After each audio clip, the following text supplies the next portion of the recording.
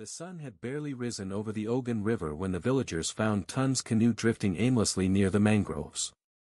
The fishing nets were still coiled neatly inside, untouched, and his faded cap floated nearby. Whispers began before the sun reached its peak, spreading from the riverbanks to the narrow paths between cocoa trees. By midday, Tun's wife, Eniola, was sitting on the clay steps of their home, her eyes dry but hollow, surrounded by murmuring neighbors who avoided meeting her gaze. Eniola refused to believe her husband was dead. She clutched his last letter in her wrapper pocket, a note scribbled on brown paper about a big catch and coming home early. But as days turned into weeks, and search parties returned empty-handed, hope gave way to something heavier. The village elders began to speak of omens, of women who bring misfortune, and of calabashes that crack without being touched.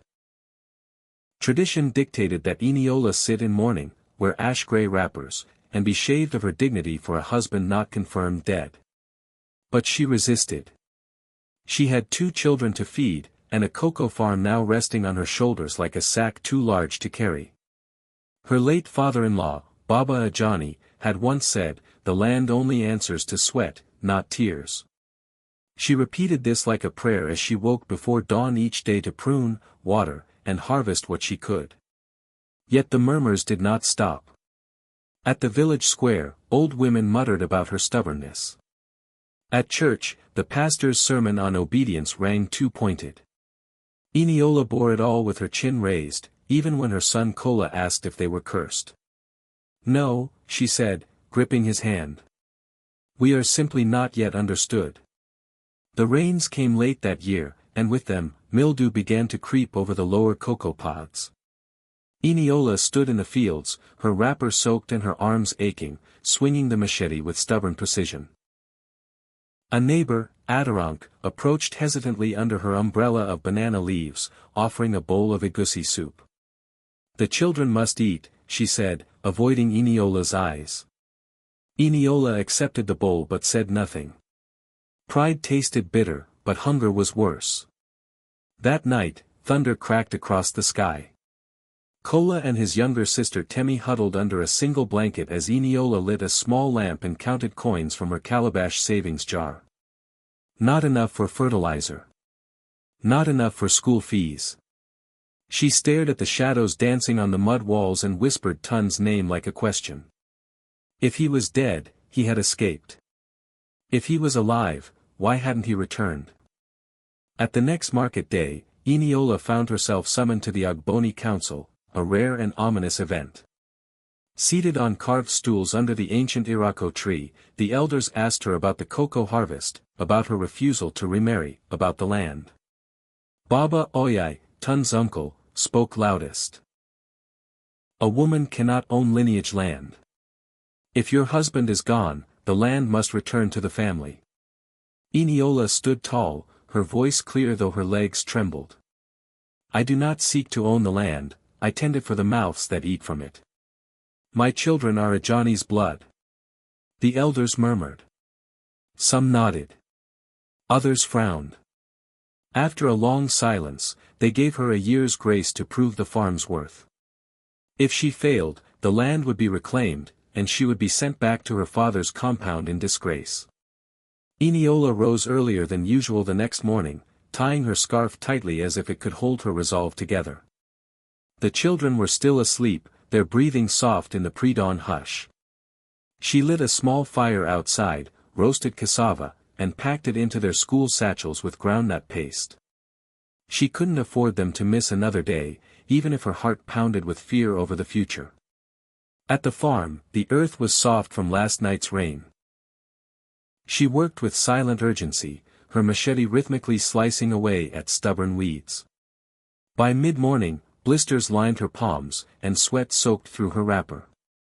She barely noticed the figure watching from the edge of the forest until a soft voice called out. It was Iola, her late husband's cousin, offering help in a rusty wheelbarrow. Eniola hesitated, but she nodded. Pride would not feed the soil. Rumors grew like weeds in dry season. Some said Eniola had driven Tund away with her sharp tongue. Others claimed she dabbled in charms and poured libations under moonlight. Eniola heard them all, at the market, at the church, even whispered behind the cassava stalls. But she kept her silence, pouring herself into the soil, her children, and the ritual of daily survival. One evening, while fetching water, Temi asked, "Did Daddy leave because he didn't love us?" Eniola knelt, the bucket heavy in her hand. "No," she whispered. "The river takes, but love remains."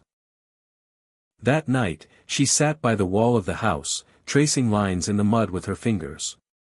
Above her, a gecko scurried across the thatch, and for the first time in weeks, she allowed herself to cry, not for her husband, but for the strength it took to keep going without him. The months rolled forward like rusted cartwheels, slow, groaning, relentless. Eniola's hands were calloused now, her arms hardened by toil, her back bent by the weight of the farm and its future. The cocoa trees, which had once bloomed lazily under Tun's care, now responded to her urgency. She learned to recognize disease in a pod before it spread, to brew neem leaves and pepper for pesticide, and to pray with her machete resting beside her like a second spine. When the cocoa buyers arrived from Ibadan, dressed in stiff shirts and speaking in clipped English, Eniola stood straight in her mother's wrapper, offering them the dried beans she had spread and turned under the sun for days. They inspected, sniffed, rubbed, and finally nodded. It wasn't much, but it was enough. She sold 2 sacks, enough to buy fertilizer and pay half of Kola's school term. When she walked back into the village, her steps kicked up dust and silence. One Sunday afternoon, a drumming sound echoed through the village square, steady and sharp. A group of travelers had arrived from Abeokuta, carrying carved wares and cloths dyed in indigo. Among them was a man with a limp and kind eyes who sold carved drums. His name was Suleiman. When Temi asked him about the markings on his drum, he crouched and let her play. Eniola watched from a distance, arms crossed, uncertain. Suleiman returned often, always setting up near the cocoa stalls where Eniola sold her roasted groundnuts.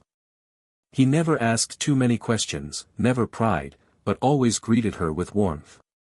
Rumors swirled again, this time tinged with mischief. Had she found another man?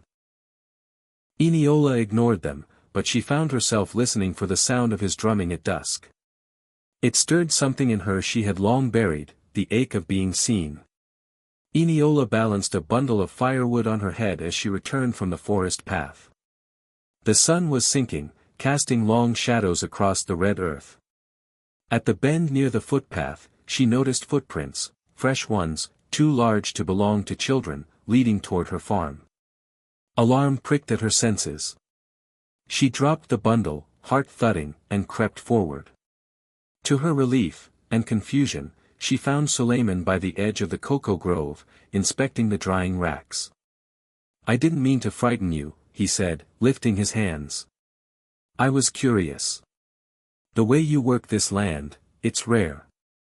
Eniola didn't answer immediately. She looked past him at her trees, their pods ripening under the tired sun. "Curiosity can be dangerous," she replied quietly, but her voice lacked the sharpness she intended. Suleiman smiled gently. "So can silence." That evening, Kola returned home with bruised knuckles and a swollen lip. Eniola rushed to him, heart pounding. "Who did this to you?" she asked, washing his wounds with trembling hands. "Some boys said we're bastards," he muttered. "Said Papa ran away from us." Eniola's throat tightened. She wrapped him in her arms, whispering words she herself needed to believe. "You are not a mistake. You are the roots I wake up for." Later that night, as thunder rolled over the village, Eniola sat on the veranda, watching the lightning split the sky. Suleiman appeared from the path, sheltering under a raffia umbrella. "Can I sit?" he asked. She nodded. They said nothing for a while, listening to the storm. Finally, he spoke. "Sometimes the shadows we run from are the ones that shape us." Eniola didn't look at him. "And sometimes," she said, "they follow even when we stop running." The next week, the elders returned. Not to inspect the cocoa or greet her children, but to remind Eniola of the deadline that loomed like dry season over the horizon.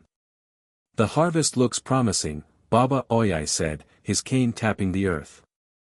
"But it must be weighed against your refusal to submit to custom."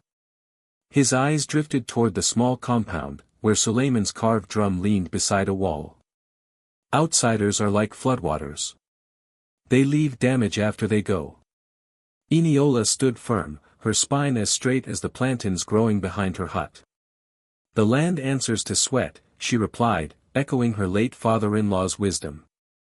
"Not to gossip or fear." The words silenced them for a moment, but she saw the doubt in their eyes. They didn't just want her land, they wanted her broken, returned, and forgotten. That evening, she walked the rows of her farm as if counting every leaf was a form of resistance. While cleaning the storage hut, Kola knocked over an old woven basket. A pile of damp papers tumbled out, stained with time and termites. As Eniola sifted through them, her fingers froze on a letter, Tun's handwriting, but a message she'd never seen. It was dated 2 weeks before his disappearance. In it, he spoke of debts, desperation, and a man from the city who promised a way out. Her chest tightened as she reread it under the dim lantern light. This was not the farewell of a man lost at sea, it was the confession of one drowning on land. Had Tund run? Had someone silenced him? Or had he simply slipped into the silence that sometimes swallowed men who failed their promise? That night, Eniola didn't sleep. The weight of the calabash had grown heavier, not with grief, but with questions. The next morning, Eniola visited Mama Ronk, the oldest widow in the village and a woman who remembered more than she spoke. They sat beneath a rustling pawpaw tree while Eniola unfolded Tun's letter. Mama Ronk's hands trembled as she read it slowly, mouthing the words like prayers. When she finished, she didn't speak right away. Instead, she reached for a bowl of water, staring into its surface as though searching for answers in the ripples. Finally, she said, "Tund was not the first man to vanish under debt. The men from the city, they come with sweet words and bitter roots.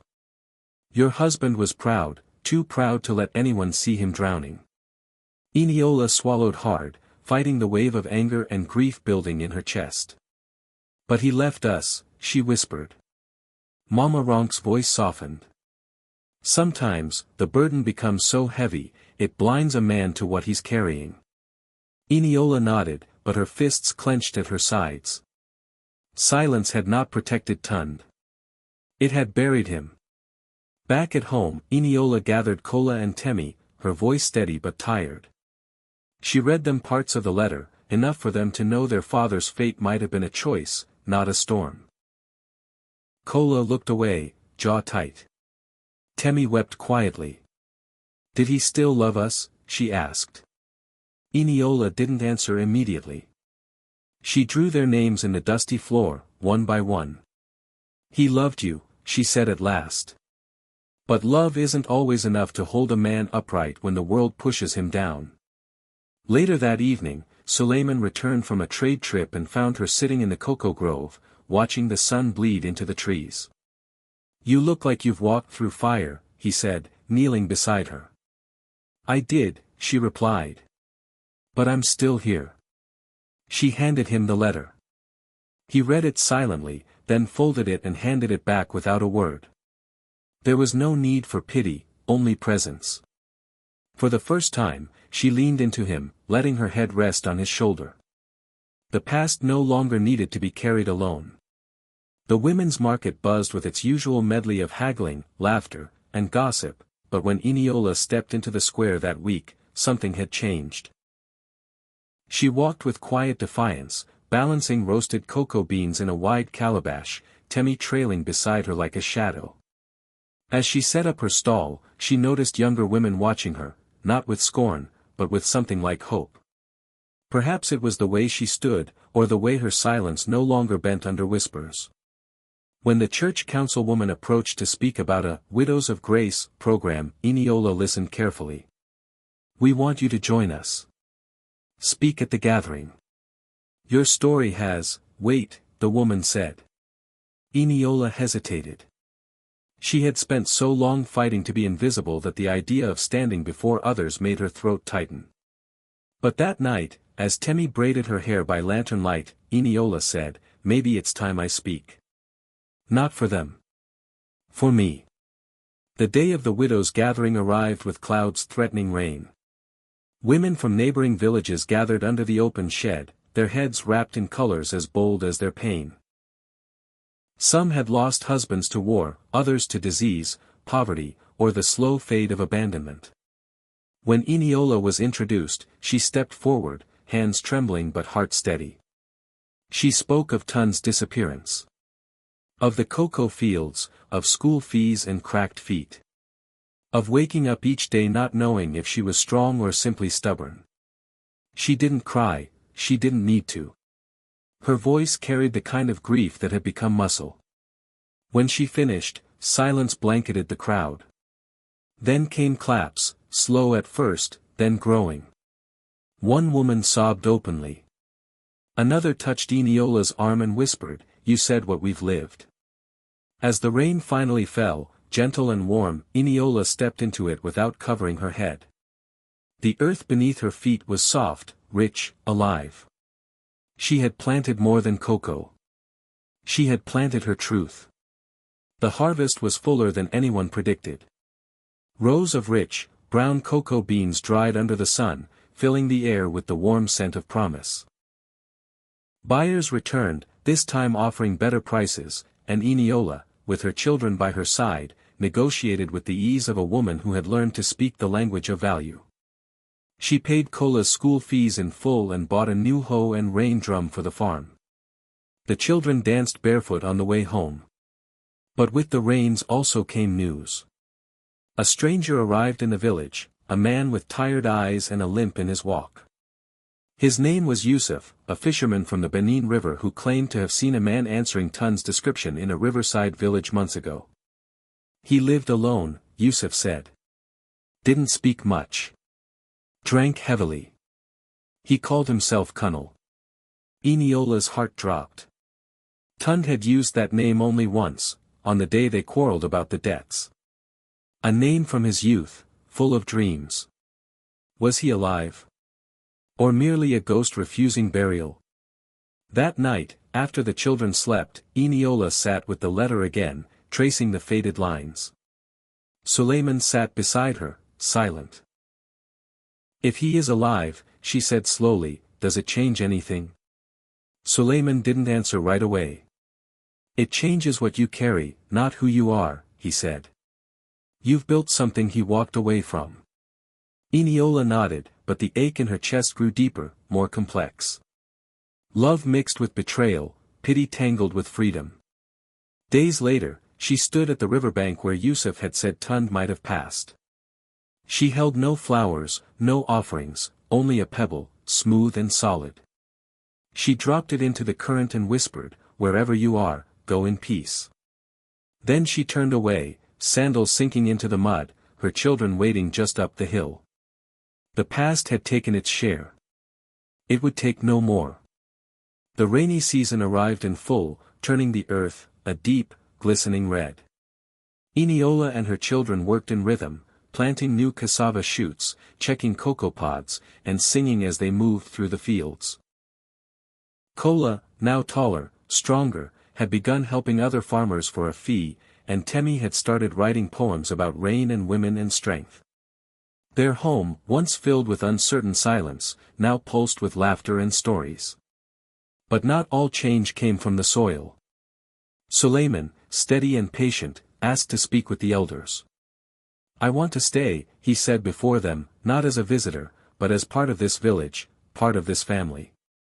The elders, worn down by Eniola's perseverance and perhaps softened by the cocoa profits, agreed with cautious blessing.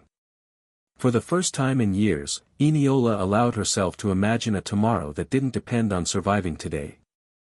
Not to replace what was lost, but to nurture what had grown in its place. On the day of the harvest festival, Eniola wore a bright yellow wrapper, the color her mother used to say meant joy chosen on purpose. She walked with Temi, who carried a small calabash filled with roasted cocoa beans as an offering.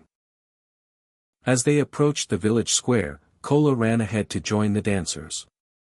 The drums began. Laughter soared. And for the first time in years, Eniola danced.